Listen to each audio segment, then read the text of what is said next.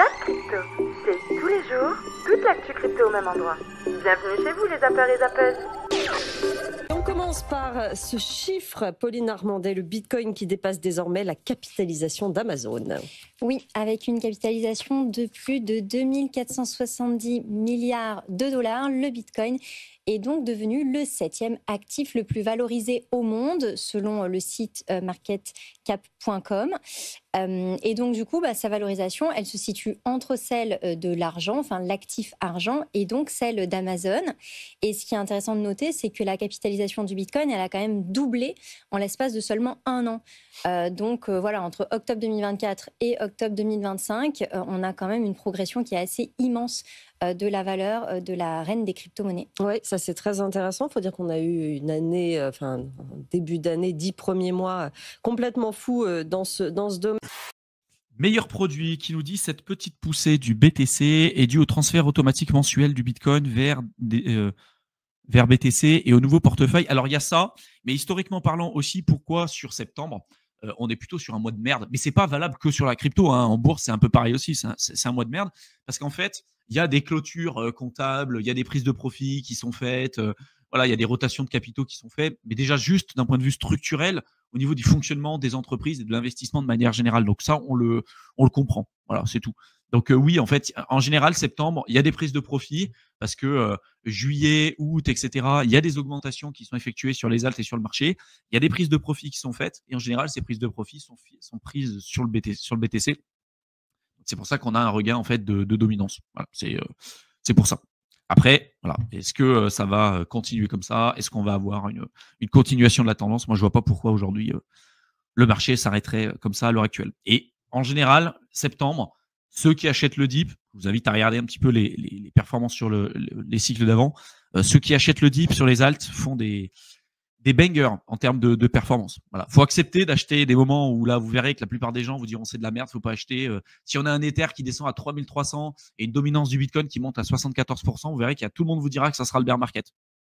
Si vous achetez à ce moment-là, vous allez faire un banger.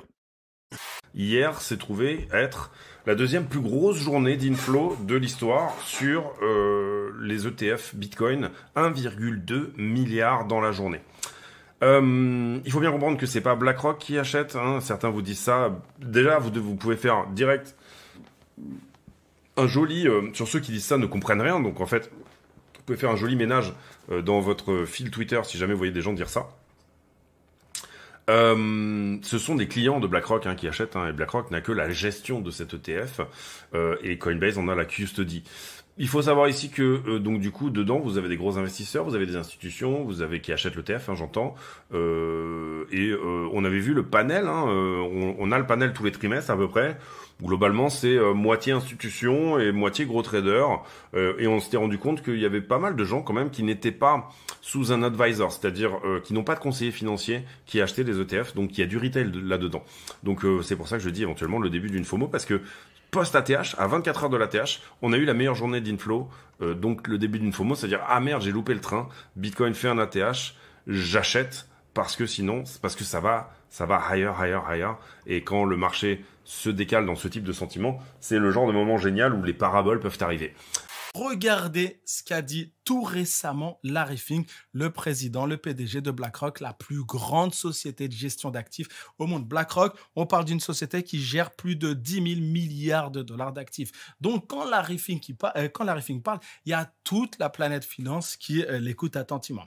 Et voilà ce qu'il a dit. Alors, selon lui, la capitalisation totale du marché des crypto-monnaies pourrait atteindre les 15 000 milliards de dollars. Aujourd'hui, la capitalisation du marché crypto tourne autour de 4 200 milliards de dollars. Et donc, si Fink a raison, ça veut dire quoi? Ça veut dire que le marché va tripler, voire plus. Et comme le Bitcoin représente entre 55 et 60% du marché des crypto-monnaies, on peut faire un calcul très simple. Si le Bitcoin vaut aujourd'hui 125 000 dollars et que le marché triple, fourchette basse, le Bitcoin irait chercher les 375 000 dollars. C'est quoi? Bitrefill, c'est tout simplement une plateforme qui vous permet d'acheter en crypto des cartes cadeaux sans KYC. Donc vous avez 0 identité à donner, pas de numéro de téléphone, pas d'adresse, ce que vous voulez. Vous achetez votre carte cadeau, vous la recevez instantanément. Vous avez différentes plateformes. Vous pouvez acheter en réel comme par exemple Ikea ou en virtuel comme par exemple Amazon ou la Fnac, même en réel aussi. Vous pouvez acheter des cartes SIM, vous pouvez acheter absolument ce que vous voulez. C'est un site qui vous offre la possibilité d'acheter absolument ce que vous voulez. Vous pourrez regarder ici, vous avez toutes les catégories. Vous avez notamment les téléphones prépayés aussi, pour ceux par exemple qui vendent de la... Non, je rigole.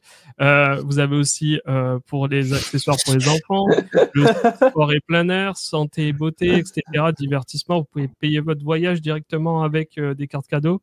Alors, il y a des limites parfois sur Tu peux aller chez Decathlon, tu peux aller chez Amazon, tu peux aller chez les vendeurs de vélos. Partout. Exactement. Non, en vrai, Bitrefill, c'est quand même un très vieux site qui existe depuis très longtemps et qui marche très bien. Qui marche très bien et c'est des meilleures manières pour ne pas se faire avoir. Pour utiliser les cryptos, pardon. 2 milliards sur une valuation de 9 milliards pour Polymarket, imaginez un peu. 9 milliards sur Polymarket. Trump, il y a aussi sur Polymarket désormais qui commence à être regardé un peu comme c'est du pari, mais un peu sur tout, mais surtout sur de la finance, d'une certaine manière, ou en tout cas des événements financiers. Pas que, mais voilà. Il y a quand même cette idée d'influence un peu sur aussi, un petit peu comme Twitter a dû prendre une valeur incroyable au sens où Twitter a un petit peu influencé les dernières élections. Et pour le coup, c'est partie des choses auxquelles on ne pouvait pas nécessairement s'attendre, mais pour le coup, Elon Musk a fait plutôt un bon coup au final, si jamais il devait venir à revendre des parts de Twitter ou Twitter. Actuellement, c'est quelque chose qui peut effectivement faire bouger un petit peu les lignes. C'est la tendance des néobanques crypto-néobanques en anglais. Donc l'idée, c'est que les néobanques ont un peu bousculé le secteur des banques traditionnelles. Oui. Eh bien, on va avoir des néobanques crypto qui exploitent les stablecoins pour aller bousculer les néobanques qu'on connaît actuellement. Ce seraient d'autres établissements, de nouvelles créations de nouveaux établissements, oui, des nouvelles entreprises, des nouveaux projets, dont le but est justement d'utiliser les stablecoins et en particulier donc la possibilité d'avoir des smart contracts sur la blockchain et de pouvoir faire circuler de l'argent sur la blockchain et donner des nouveaux cas d'usage à ces actifs pour proposer ces services de néobanques à des utilisateurs. Et il y a plein de raisons qui expliquent que c'est désormais possible de le faire. C'est que depuis quelques années, on a eu quand même on a une vraie maturité des entreprises qui émettent les stablecoins. Donc on parlait de Circle avec l'USDC, on a aussi Tether avec son USDT, mais on a des acteurs pure player crypto comme Ethena par exemple, donc le troisième stablecoin le plus capitalisé du marché, USDE, qui est un stablecoin qui génère du rendement, mais ils ont aussi un stablecoin qui est régulé aux États-Unis. Donc on a par rapport à 2020-2021, on se souvient très bien des épisodes, notamment celui de l'UST de Terra Luna. On a vraiment grandi dans le secteur des stablecoins. On a grandi aussi au niveau de la finance décentralisée. Maintenant, on a des protocoles qui offrent quasiment tous les services qu'on peut trouver en finance traditionnelle, qui ont des liquidités qui sont à leur plus haut actuellement. Et puis, on a un cadre réglementaire, évidemment, aux États-Unis aussi qui permet de faire ça, le Genius Act, forcément, qui permet d'encadrer les entreprises qui émettent des stablecoins. D'ailleurs, Tether s'est conformé. Il va sortir un nouveau stablecoin pour Genius Act compatible. Effectivement, Tether et tout un tas d'autres entreprises maintenant. Et on a d'ailleurs plein d'acteurs qui viennent aussi se positionner en intermédiaire entre les émetteurs et le régulateur. Enfin, on a tout un écosystème qui est en train de naître autour de ça aux États-Unis.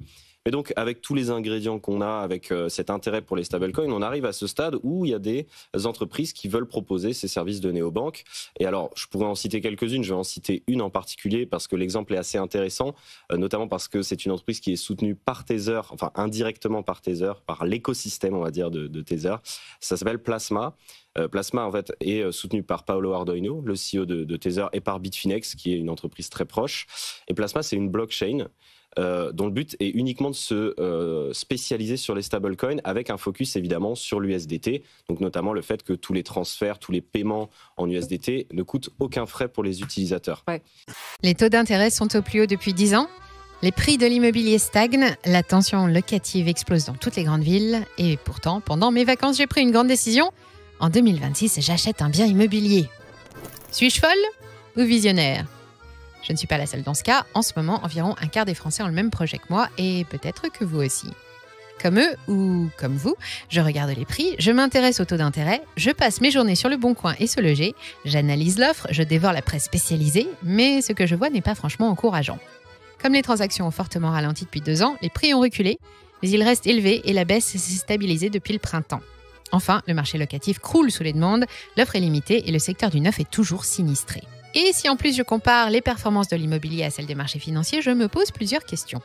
Je me demande si je fais bien d'avancer dans ce projet, s'il est vraiment raisonnable de s'endetter dans les conditions actuelles. Est-ce que je ne devrais pas plutôt reporter, garder mon cash de côté ou le mettre en bourse par exemple, là où les rendements semblent plus dynamiques en attendant une embellie des crédits? Ces interrogations, je suis certaine que vous les partagez aussi parce qu'acheter de la pierre, c'est pas seulement une question de rendement, c'est quand même un gros dossier. C'est un engagement financier sur le long terme avec des contraintes de liquidité et d'entretien, de gestion et des impôts en plus. Aujourd'hui, on va parler de l'effet Laffer ou comment trop taxer peut littéralement tuer et ruiner un pays. L'histoire commence en 1974 à Washington. Un économiste du nom d'Arthur Laffer dessine une courbe sur une serviette pour 2 conseillers du président Ford. L'idée est d'une simplicité absolument redoutable. Si vous taxez à 0%, bien évidemment, l'État ne gagne rien. Si vous taxez à 100%, les gens ne travaillent plus, les entreprises sont à l'arrêt et donc l'État ne gagne toujours rien. Mais entre les deux, il existe un point d'équilibre, le taux parfait où les recettes fiscales sont maximales. Mais attention, au-delà de ce point d'équilibre, chaque hausse d'impôt détruit un peu plus de valeur qu'elle n'en crée. Le problème aujourd'hui, c'est que la plupart des États modernes, et notamment les États occidentaux, ont largement dépassé ce point d'équilibre. On n'oublie pas que cette semaine risque d'être assez volatile. Minute de la fête demain soir, on aura Jérôme Poel qui va parler jeudi, ainsi que vendredi 10 octobre, taux de chômage à 14h30, donc ça également ça peut être assez volatile. On s'attend à du 4,3%, donc un non-changement du taux de chômage. À 14h30, très attention à vos positions de scalping pour les personnes qui font du scalpage. Qu'est-ce qu'a fait le dollar? Il est flat. Le dollar est à plat depuis le début de l'été. Et avec la Fed, il ne s'est rien passé, le dollar est dans cette phase de transition latérale. À gauche, les bougies japonaises hebdomadaires. À droite, les bougies japonaises. Le dollar est dans cette phase latérale. Donc, ce que l'on peut dire, c'est que globalement, le dollar serait davantage, en tout cas, le choix qu'a fait la Fed serait davantage un pivot technique. Alors, bien sûr, d'ici là, d'autres statistiques vont être publiées. J'ai déjà fait le point sur ces statistiques qu'on attend. Le marché peut basculer en pivot réel malsain. Et pour le moment, nous sommes dans un pivot technique, un pivot hawkish, pour s'ajuster donc au marché du travail. Impact neutre sur le dollar. Alors, là où c'est intéressant, la question qu'on peut se poser, c'est ça. On va revenir sur le graphique du dollar. Moi, je commence à me projeter. Qu'est-ce que nous avons dans l'historique passé? Nous avons le premier mandat de Trump, la première année du premier mandat de Trump, et donc un renversement haussier qui a démarré la seconde année du premier mandat. Je vous rappelle que dans le cycle présidentiel, 4 ans donc, la seconde année est l'année dite des élections de mi-mandat, l'année des mid-terms. C'est l'année la plus faible sur le marché action en termes statistiques, et c'est une année qui voit donc souvent en parallèle un rebond du dollar américain par son aspect refuge. Ok, très bien. Là, la Fed a recommencé la baisse du taux d'intérêt des fonds fédéraux ce mois de septembre. Devrait baisser davantage le taux d'intérêt des fonds fédéraux d'ici la fin d'année. Première question qu'on peut se poser, juste restons simples, basiques pour commencer. Quelle était la politique monétaire de la Fed dans cette phase de rebond du dollar? Quel était le cycle des taux d'intérêt de la Fed dans cette phase de rebond du dollar? Non, parce que si l'idée est de défendre un rebond du dollar en 2026, aurons-nous les mêmes conditions monétaires que cette phase-là? Et aurons-nous les mêmes conditions monétaires que cette phase-là? Donc, je vais vous proposer un graphique qui va superposer ce qu'avait fait le dollar américain à l'époque avec la tendance du taux d'intérêt des fonds fédéraux. Et ce que vous allez observer, c'est que le rebond de 2018 et le rebond de 2021-2022 a coïncidé avec un cycle de resserrement monétaire, de hausse de taux. Sauf que là, nous parlons de baisse de taux de la Fed. La Fed rebaisse ses taux depuis le mois de septembre. Va-t-elle les remonter en 2018, en 2026? Par contre, si là elle les baisse cette fin d'année et qu'elle arrête en janvier et qu'elle adopte 6 mois de statu quo à partir de janvier 2026, peut-être que le statu quo démarrant en janvier 2026, certes ce n'est pas des hausses de taux, mais ce serait quand même globalement hawkish, serait suffisant pour nourrir un rebond du dollar. On en est maintenant à 4 records consécutifs sur les indices US et on se demande qu'est-ce qui pourrait arrêter ça. Eh bien, hier, on l'a vu avec AMD, il y a toujours un truc pour booster encore plus les indices. L'explication, eh bien, c'est cette espèce d'économie circulaire qui est en train de s'instaurer entre les GAFAM et puis les nouvelles fantastiques que sont Broadcom, Nvidia. Alors bon, Nvidia évidemment est loin devant désormais à 4500 milliards de dollars de capitalisation. Et donc vous avez ceux qui commandent Nvidia et Nvidia prend des participations dans OpenAI. OpenAI qui ensuite prend une participation dans AMD qui pulvérise ses records absolus. Et puis de proche en proche, tous les fournisseurs de matériel, de GPU s'envolent dans la stratosphère. Tout ça parce qu'il y a ce présupposé que les Américains sont les leaders en matière de GPU. Alors bien sûr, il y a le Blackwell de Nvidia qui reste pour l'instant le processeur le plus performant. Mais mon petit doigt me dit que les Chinois ne vont pas tarder à faire une annonce disruptive, un petit peu comme DeepSeek, vous savez. Ils avaient annoncé qu'ils étaient capables de faire aussi bien que ChatGPT, mais avec beaucoup moins de matériel, avec une architecture en silo tout aussi performance, beaucoup moins coûteuse. On n'est peut-être pas loin non plus d'une annonce des Chinois, alors sans aller jusqu'à imaginer qu'ils vont se vanter de faire plus puissant que Nvidia, ils pourraient très bien dire qu'ils font peut-être pas aussi bien, néanmoins, vous obtenez la même puissance de calcul avec des produits chinois pour 3 fois moins cher. Et là, d'un seul coup, alors que le monde semblait littéralement capter et être le client incontournable de Nvidia, d'un seul coup, le monde aurait une alternative. Et ça, pour l'instant, personne ne l'a intégré dans les calculs. Voici l'explication du pourquoi, du comment, de pourquoi est-ce qu'on n'a pas de grosses baisses à l'heure actuelle et pourquoi ça se passe.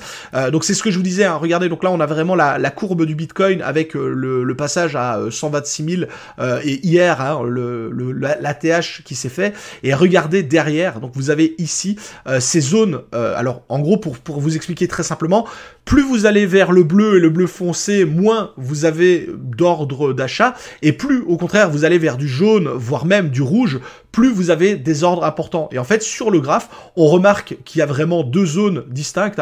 La zone 120 000 $ à 121 000, moi personnellement, je les tirerais même jusque 122 000, où on a vraiment des ordres d'achat, mais pas suffisamment, pas énormes. Et puis vous avez effectivement la zone à 117 000 $ qui, elle, est bien bombardée d'ordres. Hein. C'est la zone ici bien rouge que l'on a, où on voit que là, c'est vraiment très fort. Hein. On a pratiquement 268 000 bitcoins, un peu moins, parce qu'on n'est quand même pas rouge comme le rouge ici. Alors, on va dire qu'on a peut-être 200 000 bitcoins.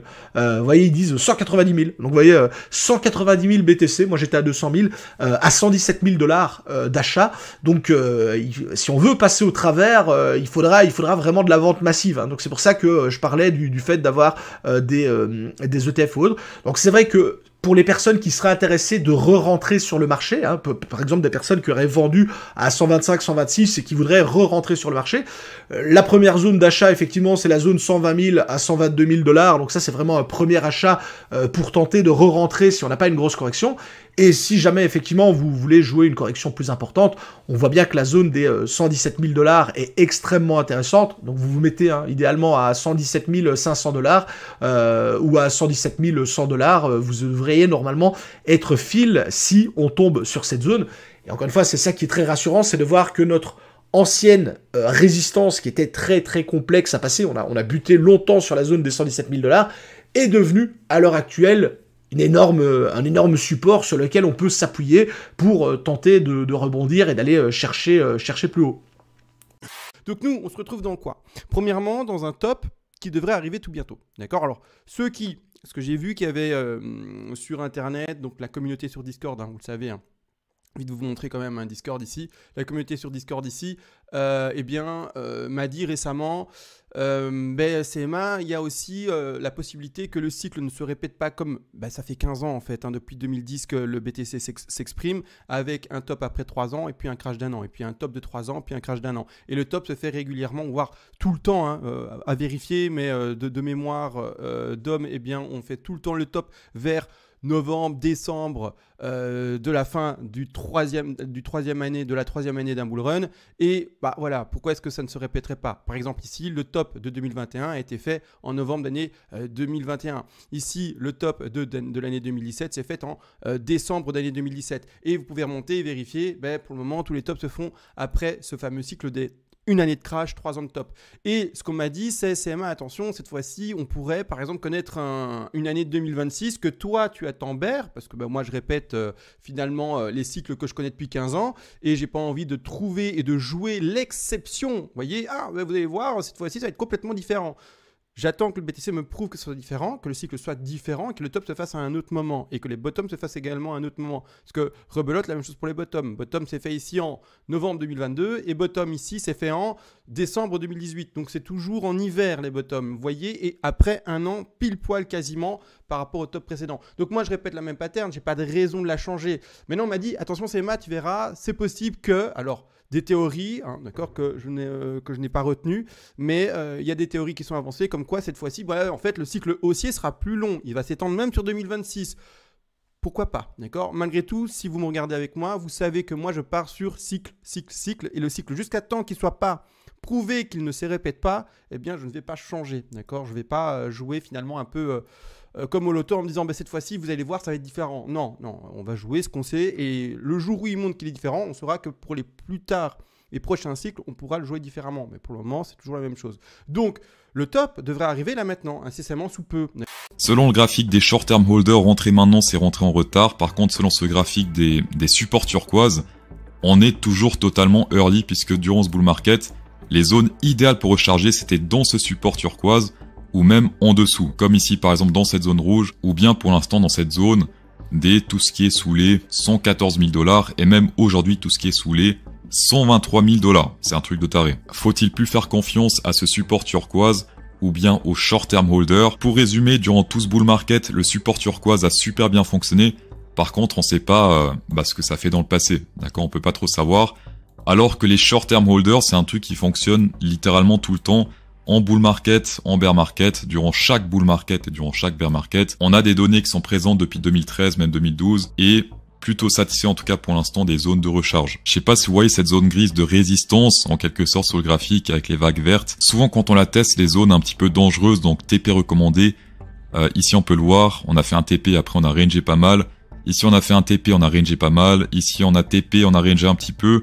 Et là, on a TP et puis on a rangé pas mal. Pour l'instant, on est plus proche de la zone de TP que de recharge, mais toujours pas, en tout cas pour l'instant, sur la zone de TP. Attention tout de même à un truc, vu qu'on n'a pas encore vraiment quitté ce range qu'on fait là depuis cet été, puisqu'on est sur la TH, mais on n'a pas vraiment pété énormément la TH pour l'instant. Cette zone-là peut annoncer l'alerte de la zone actuelle, donc ce qu'on a aujourd'hui. Un peu comme cette zone-là en 2024, qui a fait une alerte pour presque 6 mois, voire même plus. Mais en tout cas, pour l'instant, on n'est pas dans le rouge et donc pas une zone de recharge pour les short-term holders. Au niveau d'Ethereum, petite bougie rouge, c'est dommage, il suffit d'une belle bougie verte qui casse la bande super de Bollinger au 4770, là, et là, boum, et ça repart, sliding sur la bande super de Bollinger, et Ethereum, c'est parti, nouveau record historique, 5000, 5100 et compagnie. Bon, pour l'instant, on n'a pas cette bougie, elle va peut-être arriver plus tard, mais les boules sont là, toujours du momentum, donc ça veut rien dire une première bougie rouge. Pour se dire, oh mon Dieu, ça sent pas bon, faudrait une autre bougie qui casse, par exemple, ici, la moyenne mobile 50 au 4400, ou la qui joue au 4300, et là, on se dira, ah, ça sent moins bon. Bon, donc Ethereum est toujours, alors s'il corrige, c'est pas grave, c'est qu'il est toujours potentiellement dans ce gros canal. Il peut remettre un petit coup vers les 3007, mais tant qu'il va zigzag sur un gros canal baissier, on aura toujours l'impulsion, la correction, pour après, pouf, la continuation haussière. Donc même si ça corrige et que ça veut aller manger toutes ces liquidités-là, parce que ça a déjà commencé un peu à attaquer, si ça veut manger jusqu'aux 4000 voire plus bas, on ne serait pas surpris, il y a 9 milliards à manger vers les 4000. Au nord, s'il va vers les 4009, il y a un peu moins de 4 milliards. Donc un marché qui se retourne pour un petit peu grignoter ce qu'il y a au sud. Voilà, pour l'instant, c'est tout à fait normal et c'est pas grave du tout. Il n'est pas encore lancé, c'est le Milk Mocha. Alors le Milk Mocha, c'est pas un mème, ce sont des personnages mignons qu'on voit beaucoup sur les réseaux, notamment sur Instagram. Et il semblerait que l'équipe derrière les Milk Mocha décide finalement de lancer un projet Memecoin, le Hugs. Donc là c'est pareil, pour moi gros potentiel, grosse traction. Je pense qu'il y a vraiment quelque chose à faire avec ce projet. Je vais sûrement l'intégrer directement dans le portefeuille YOLO. Je me suis déjà inscrit sur leur whitelist pour participer à la prévente quand elle va ouvrir, parce que pour l'instant elle n'est pas encore ouverte, mais je pense qu'avec le potentiel de mignonnerie qu'a ce projet et la tokenomique qui a l'air plutôt aussi aboutie, alors ça par contre le Metaverse Experience, moi j'en ai un peu rien à faire, mais ce que je disais du coup c'est qu'il y a un vrai potentiel autour de ce projet, mais ils font un peu tout et n'importe quoi. Il y a des NFT, il y a du Metaverse, bref, ils ont repris tout ce qui marchait pour des projets comme Shiba, pour Floki, etc. et l'ont mis tout simplement à la sauce Milk Mocha. Mais encore une fois, moi ça m'intéresse beaucoup. Je vois en plus que l'équipe n'a que 5% des tokens, donc c'est un green flag comme on dit. Par contre, que 5% pour marketing, j'aurais préféré un peu plus pour justement se faire un peu mieux connaître et faire en sorte que nous, investisseurs un peu early, les premiers investisseurs, on puisse être récompensés. En tout cas, on verra comment ça se passe. On en reparlera quand le projet sera ouvert. Et si tu n'es pas rassasié, retrouve à gauche le Zap Crypto de la veille et à droite le Zap Crypto de l'année dernière, jour pour jour. Tu as trouvé une ou plusieurs actus intéressantes? Fais-le moi savoir en commentaire.